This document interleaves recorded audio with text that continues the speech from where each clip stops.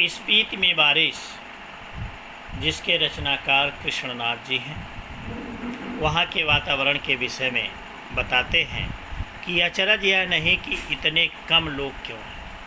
अर्थात स्पीति की जो आबादी है वो बहुत कम है। लोग दूर दूर तक बसे हुए हैं। दूर दूर, काफ़ी दूर जाने पर बस्ती दिखाई देती है, लोग दिखाई देते हैं, वहाँ आबादी बहुत कम है। अचरज यह है कि इतने लोग भी कैसे बसे हुए हैं। वहाँ बहुत कम लोग रहते हैं, लेकिन इसके बावजूद वह कैसे बसे हैं, कैसे वहाँ रहते हैं, इस पर आश्चर्य होता है। क्योंकि वहाँ का जो वातावरण है वो वहाँ के रहने के लायक नहीं है, उसके अनुकूल नहीं है। मैंने जब भी स्पीति की विपत्ति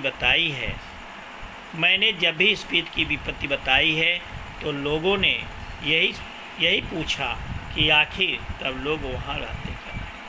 लेखक ने इस पाठ में बताया है कि स्पीति में जो लोग रहते हैं उनको बड़ी ही कठिनाइयों का सामना करना पड़ता है। वहाँ का वातावरण उसका अनुकूल नहीं है, उसके बावजूद भी लोग वहाँ रहते ही हैं। तो लोग पूछते हैं कि आखिर वहाँ लोग कैसे रहते हैं और क्यों रहते हैं। जब वहाँ का वातावरण उसके अनुकूल नहीं है तो वहाँ रहना ही नहीं चाहिए। तो स्पीति का वातावरण कैसा है? तो 8-9 महीने शेष दुनिया से कटे। वहाँ के लोग 8-9 महीने शेष दुनिया से कट जाते हैं, क्योंकि वहाँ भीषण बर्फबारी होती है, भीषण ठंडक पड़ती है। ठंड में ठिठुर रहे हैं, सिर्फ एक फसल उगाते हैं। भीषण ठंडक पड़ती है 8-9 महीने, और उसके बाद से उसी में लोग ठिठुरते रहते हैं। वहाँ वर्षा न होने के कारण सिर्फ एक ही फसल होती है। लकड़ी भी नहीं है कि घर गर्म रख सके। इसके बावजूद वहाँ लकड़ियों का अभाव है। वो लकड़ी बीन करके भी घर से नहीं ला सकते। इतनी ठंडक पड़ती है कि लकड़ी भी वहाँ नहीं मिलती है जिससे अपने घर को गर्म रख सके। वृत्ति नहीं है, अर्थात वहाँ उसके प्रति कोई लगाव नहीं है, लालच नहीं है। फिर क्यों रहते हैं? उनके मन में क्यों ऐसा भाव रहता है कि हमको यहाँ रहना चाहिए? क्या अपने धर्म की रक्षा के लिए रहते हैं? क्या उनका मानव धर्म कहता है कि इस वातावरण में भी हमको रहना चाहिए? अर्थात उनके सामने क्या मजबूरी है कि वहाँ रहते हैं? तो प्रश्न ये उठता है, लेकिन इसका उत्तर ये भी यही मिलता है कि वह जिस परिस्थिति में रहते हैं उनको उसी परिस्थिति में अच्छा लगता है। राम नरेश त्रिपाठी लिखते हैं कि विश्वत रेखा का वासी जो जीता है, विश्वत रेखा का जो वासी है, इतनी भीषण गर्मी पड़ने के बाद भी वह हाँफ कर जीवन बिताता। ध्रुववासी जो हिम में तिम में जी लेता है काँप, और ध्रुव प्रदेश में जहाँ भीषण ठंडक पड़ती है वो काँप करके वहाँ का निवासी रहता है। लेकिन वह क्यों रहता है?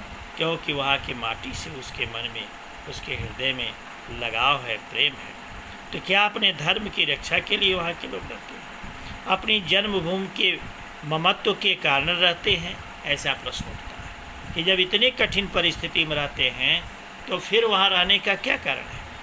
या इस मजबूरी में रहते हैं कि कहीं और जा नहीं सकते? या उनके सामने ये मजबूरी रहती है कि कहाँ हम जाएं, कहाँ रहें, या फिर और बातों के साथ साथ यह सब कारण है? मैं नहीं जानता। मैं तो इतना ही देखता हूँ कि यहाँ रह रहे हैं इसलिए रह रहे हैं, और कोई तर्क नहीं। मैं तो यही जानता हूँ कि यहाँ के निवासी यहाँ के वातावरण में ढल गए हैं और इसीलिए वहाँ रहते हैं। इसके अलावा कोई तर्क नहीं है। तर्क से हम किसी चीज़ को भले सिद्ध कर सके, स्पीति में रहने वाले को नहीं सिद्ध कर सकते। बाकी के लिए तो हम तर्क दे सकते हैं, लेकिन स्पीति में जो रहने वाले लोग हैं उनके सामने सारे तर्क बेकार हैं।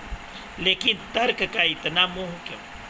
इसलिए तर्क के प्रति, किसी भी बात के लिए तर्क वितर्क करना, उसके प्रति इतना मोह क्यों है? ज़्यादा करके संसार और निर्वाण अतर्क है।